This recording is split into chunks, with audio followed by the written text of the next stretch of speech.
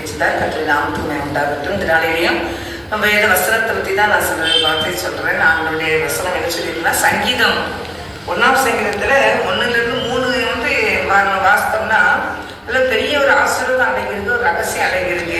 இன்னைக்கு கிறிஸ்தவ மத்தியில் வந்து வேத வாசிப்பும் இல்லை, ஜபமும் இல்லை. அதனால தான் எனக்கு இன்னைக்கு வந்து வசனத்தை பற்றி கண்டிப்பாக நினச்சிக்கணும்னா இப்படி நிறைய சொல்லணும் அப்படிங்கிற ஒரு இது. துன்மார்க்குரிய ஆசை நடக்கக்கூடாது, பாவிகளுடைய வழியை நிற்கக்கூடாது, பரியாசப்போர் உட்கார்ந்து நிச்சயக்கூடாது, உட்காரக்கூடாது. இன்னைக்கு கத்துடைய பிள்ளைகள் அநேக பிள்ளைகள் நினைச்சாங்கன்னா துன்மார்க்குங்கிற ஆலோசனை கேட்குறாங்க. பரியாசக்கார உட்காரட்டவே என்ன செஞ்சுதான் உட்கார்றாங்க. கத்துடைய வேதத்தை நினைச்ச முடியல, பிரியமாக இருக்க முடியல. அவங்க பரியாசத்தை உட்காரவே கூடாது. என்ன அவங்க வந்து அடுத்தவங்களை குறிச்சு தான் பேசுவாங்க. அடுத்தவங்களை குறிச்சு பேசினா விடிய அவங்களுக்கு பேசுற கிடைச்ச டைம் இருக்கும். அதை வந்து பைபிள் படிக்கணும்னா அதுக்கெல்லாம் இப்ப எங்க நேரம் இருக்கு அப்படிம்பாங்க கிறிஸ்தவங்க. அப்படி சொல்றாங்க. நான் வேதம் வாசிச்சாதான் ஆசீர்வாதம். வேதத்தை நீங்க வாசித்து வேதத்தை தியானிச்சாதான் பெரிய ஒரு ஆசீர்வாதம். அந்த வேதத்தை வாசிக்க கூடாதபடி இன்னைக்கு பிசாசு வந்து எடுத்துனா கிறிஸ்தவங்களுடைய கண்களை எடுத்துருக்கா மறைச்சு வைத்திருக்கிறான். நான் கத்துடைய பிள்ளைகளே நீங்க கையில பைபிளை நீங்க வச்சிருக்கிறீங்க, கத்துடைய வேதத்தை நீங்க நினைச்சீங்க வாசிங்க, அவருடைய வேதத்தை தியானிங்க. அடுத்த என்ன கொடுக்கணும், 2ஆம் சங்கீதம் 1 2ஆம் என்ன கொடுக்கணும், கத்துடைய வேதத்துல பிரியமா இருக்கணுமா. கத்துடைய வேதத்தில் பிரியமா இருந்து இரவுங்களுடைய வேதத்தை தியானிக்கிற மனுஷன் பாய்க்குவான். அப்போ வந்து நீ இரவுகளுடைய வேதத்தை வாசிங்க, உங்க ஆசீர்வாதம் அங்கதான் புதைந்திருக்கு. உங்க ஆசீர்வாதமே வேத வசனத்துக்கு தான் புதைஞ்சிருக்கு. அந்த வேத வசனத்தை நீங்க வாசிக்க ஆண்டவர் அதை எழுச்சியார் ஒரு பெரிய ஆசீர்வாதத்தை கொண்டு வருகிறார். ஏன்னா வசனம் வந்து பரிசுத்த ஆவியானவரால் எழுதப்பட்டது.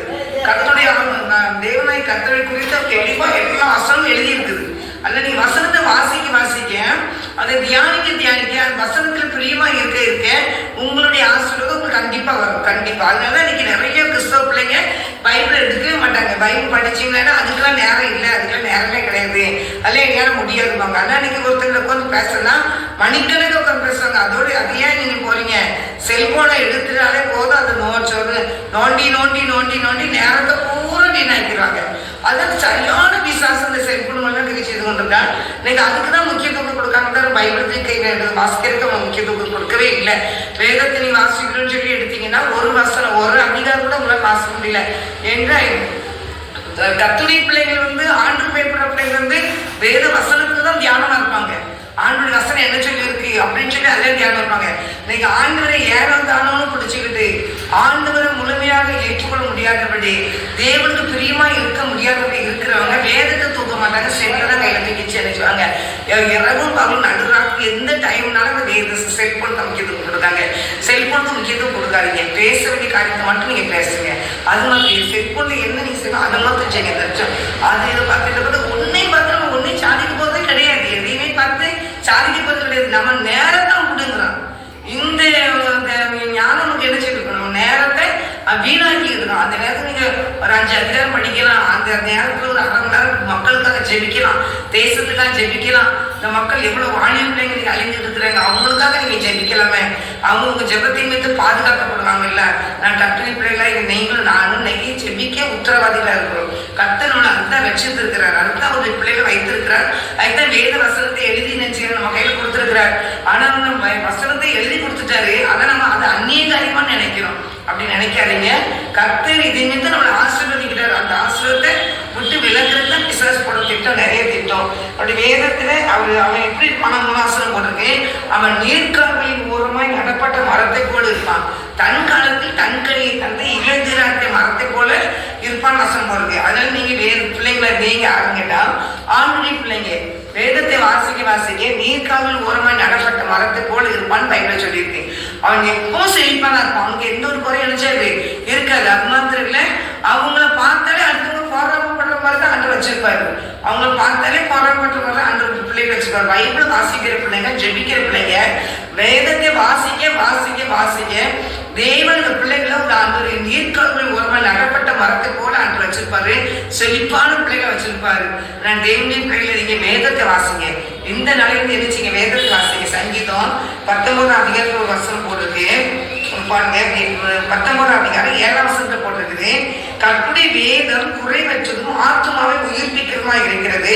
கர்த்தருடைய சாட்சி சத்தியமும் பேரே ஞானியமாக்குறது. வேதம் எவ்வளவுதான் எனக்கு ஒண்ணுமே இல்லை, படிப்பறிவே இல்லை, எனக்கு ஒண்ணும் இல்லைன்னா அந்த வசனம் பைபிள் வசனம் என்ன போட்டிருக்குன்னா குறைவற்றது கர்த்தருடைய அந்த வேதம் குறைவற்றதும் ஆத்மாவை உயிர்ப்பிக்கிறதுமா இருக்கிறது. கர்த்தருடைய சாட்சி சத்தியமும் வேதையும் ஞானியாக்குறோம். அந்த பைபிள் வசனத்தை அவ்வளவு ஜீவன் உள்ள வார்த்தைகள். அதை வாசிக்க எவ்வளவுதான் ஞானம் இல்லாம இருந்தா, நீங்க படிப்பறிவே இல்லாம இருந்தா, உங்களுக்கு எதுவுமே இல்லைனாலும் தேவனை கத்தர் ஞானம் உள்ள பிள்ளைகளை கத்தர் மாற்ற முடியும். ஆனா தேவனுடைய பிள்ளைகளுக்கு வசனம் போட்டிருக்குது 10ஆம் வசனத்துல, அவைகள் பொன்னிலும் மிகுந்த பசுமொன்னிலும் விரும்பப்படத்தக்கதும் தேனிலும் தேன் குட்டிலிருந்து ஒழுகும் தேனிலும் மதுரமும் உள்ளது. அன்றையும் அவைகளால் உமது அடியை எச்சரிக்கப்படுகிறேன். அவைகளை கை கொள்கிறதுனால் மிகுந்த பலன் உண்டு. வசனத்தை கை கொடுத்தனால நமக்கு மிகுந்த பலன் உண்டு. நம்ம என்ன கழிச்சுங்க, நம்ம அந்த வசனத்தின் மீது நம்ம எச்சரிக்கப்படுறோம். எச்சரிக்கிறீர்கள் நான் இப்படிதான் இருக்கணும், இப்படிதான் நீங்க நடக்கணும் அப்படின்னு. நான் கற்பனை பிள்ளைங்க இன்னைக்கு நீங்க கண்ணீரோடு இருக்கலாம், வேதனையோடு இருக்கலாம். உன்னுடைய வேதனையை மாற்றுறது வசனம் மட்டும்தான், பைபிள் வசனம் மட்டும்தான். நீ வேதத்தை எடுத்து இரவு பகலோட வேதத்தை தியானி, உன்னுடைய கண்ணீர்கள் கண்டிப்பா மாறும், உன் வேதனை கண்டிப்பா மாறும். உன்னுடைய பாரத்தை ஏசப்ப மேல வச்சது வேதம் கூறுகிறது, கர்த்தர் மேல் உன் பாரத்தை வைத்து விட்டு கலங்கி தவிக்காது, அவர் உன்னை ஆதரிப்பார், உன் காலை தள்ளாட விட்டார். அதனால இயேசு கிறிஸ்துட்ட உன்னுடைய வாழ்க்கை கொண்டு, உன்னுடைய நேரத்தை கொண்டு, அது நிமித்தம் நீ ஆசீர்வதிக்கப்படுவாய். உனக்கு அவருக்கு பெரிய நீந்து மாம்ச குருவனுடைய பாதையில போகும்போது கூட அவர் அதை எச்சரிச்சு ஆண்டவரத்தை பாதைக்கு திருப்புவார். வசனத்தை வாசிக்க உன் குடும்பமும் ஆசீர்வதிக்கப்படும், உன் எதிர்களும் ஆசீர்வதிக்கப்படும். கிறிஸ்துவ பிள்ளைங்களா இருந்தும் வேதத்துக்கு முக்கியத்துவம் கொடுக்காதபடி நம்ம ஏனத்தாளர் இருக்குமானால் ஒரு நாள் நியாயத்திற்கு இருக்கு. அந்த நியாயத்திற்கு நம்ம நிற்க வேண்டியது வரும். அந்த நாளில ஆண்டவர் நிறைய கேள்வி கேட்பாரு. அந்த கேள்விகளுக்கு உங்க பதில் கொடுக்க வேண்டியது இருக்கும். இந்த உலகத்துல நான் வேதனோடு இருக்கேன், கண்ணீரோடு இருக்கேன், பாட்டுகளோடு இருக்கேன், எப்படினாலும் எல்லாவற்றுக்கும் ஒரு மேன்மைக்கு தான் அந்த கொண்டு போவாரு தவிர, அவருக்கு பயந்து நடக்கிற பிள்ளைகள் ஒரு மேன்மைக்கு தான் போவாங்க தவிர, அவங்க எக்காரணத்துக்கும் நினைச்ச மாட்டாங்க, ஆண்டு கீழே போட மாட்டாங்க. வேதத்தை வாசிக்கிற பிள்ளைகளும் ஜெபிக்கிறவங்களும் ஒரு நாள் வெட்கப்பட்டு போகவே மாட்டாங்க. அது கர்த்தர் நம்மளை முன்குறித்ததுனால தேவநாயகத்தை நடத்துகிற ஒவ்வொரு காரியத்திலையும் ஒரு மேன்மை கர்த்தர் வைத்திருக்கிறார். அந்த மேன்மைக்கு நேராக போகும். தாவீது சொல்லுற ஒரு வசனத்துல, நான் வேதத்தை பாருங்க, நான் உபத்திரப்பட்டது நல்லது. அதாவது சங்கீதம் 119 சங்கீதம் 71ஆம் வசனம் 72ஆம் வசனத்தில் போறது, நான் உபத்திரப்பட்டது எனக்கு நல்லது, அதனால் உமது பிரமாணங்களை கற்றுக்கொள்கிறேன். அநேகமாயிரம் பொன் வெள்ளியை பார்க்கிலும் நீ விரும்பின வேதமே எனக்கு நலன் அப்படின்னு கவிதை சொல்லி சங்கீதக்காரர் சொல்றாரு. அதனால நீங்க என்ன உபத்திரப்பட்டாலும் நீங்க வேதத்தை கற்றுக்கொள்றதுக்கு அந்த நிறைய காரியங்களை சபை நடத்துவாரு. அது மாத்திரல இயேசு கிறிஸ்து யாருங்கிறதுக்காகவே அந்த நிறைய காரியங்களை கற்றுக் கொடுப்பார். அவர் வானத்தை பூமி படைத்த சர்வ வல்லமை தேவன், இந்த உலகம் முழுவதுமே அவர் தான் படைச்சாரு, அவர் தான் பார்த்துக்கிட்டு இருக்கிறாரு. அதனால நீங்க அவர் என்ன நம்ம கொண்டு விரும்புகிறாரோ அதை செய்கிறதுக்கு உங்களை ஒப்புப்படுங்க. இன்னையில இருந்து பைபிள் வசனத்தை வாசிக்கணும். உங்க பிள்ளைங்களோ உங்க குடும்பமோ ஆசீர்வதிக்கப்படணும்னா நீங்க பைபிளை நல்லா படிங்க. பைபிள் படிச்சுட்டு இங்கே ராத்திரி பகல் பைபிள் படிங்க. வேலை செய்கிற நேரம்லாம் இப்போ நாங்களும் வேலையை செய்ய வேண்டாம், பைபிள் படிச்சுட்டே இருந்தால் போதுமானா நீங்கள் வேலை செய்யுங்க. ஆனால் ஆண்டவருக்கு கொடுக்க வேண்டிய கணத்தை நீங்கள் கொடுங்க. அவர் சொன்னார், என்னை கனப்படுத்துகிறவனே நான் கனப்படுத்துவேன், என்னை கனப்படுத்துவேன், பிதாவை நான் கனப்படுத்துகிற வசனம் இருக்குது.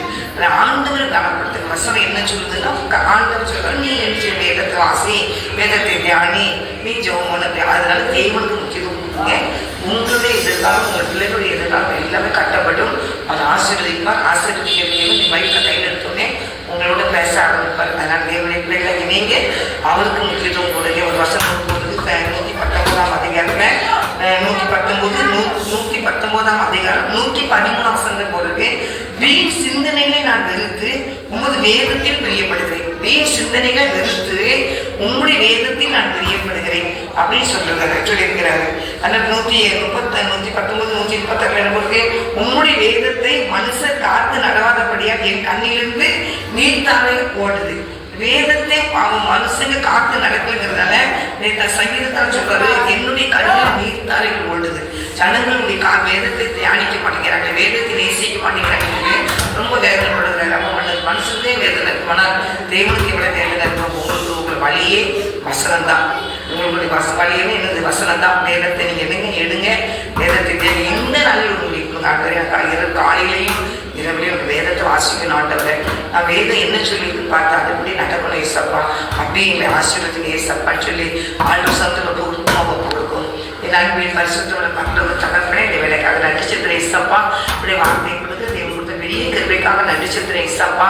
நீர் ஆசீர்வதியும் ஆண்டவரை. கேட்ட பிள்ளைகள் அப்படி நடக்க உதவி செய்யுங்கப்பா. வேதத்தை வாசிக்க ஜெபிக்க கர்த்தருக்கு உதவி செய்யுங்க தகப்பனே.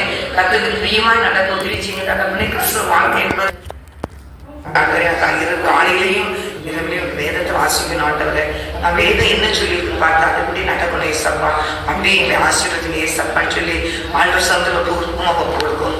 என் அன்பின் பரிசுத்தோட பரலோக தகப்பனே, இந்த வேலைக்காக நன்றி செலுத்துறேன் இயேசப்பா. இப்படி வார்த்தையை கொடுக்க தேவன் கொடுத்த பெரிய கிருபைக்காக நன்றி செலுத்துறேன் இயேசப்பா. நீர் ஆசீர்வதியும் ஆண்டவரை. கேட்ட பிள்ளைகள் அப்படி நடக்க உதவி செய்யுங்கப்பா. வேதத்தை வாசிக்க ஜெபிக்க கர்த்தருக்கு உதவி செய்யுங்க தகப்பனே. கர்த்தருக்கு பிரியமாய் நடக்க உதவி செய்யுங்க தகப்பனே. கிறிஸ்துவ வாழ்க்கை என்பது ஏனாம் தானங்கிற வாழ்க்கை இல்லை தகப்பனே. இப்படி சத்தியத்தை அறிந்து சத்தியத்தின்படி நடக்க பிள்ளைகளுக்கு உதவி செய்யுங்க ஆண்டவரே. சோதனை ஒருவர் கெட்டு போறது சித்தம் இல்லப்பா. எல்லாரும் மனம் திரும்ப வேண்டும் சித்தமா இருக்கிறீங்கப்பா.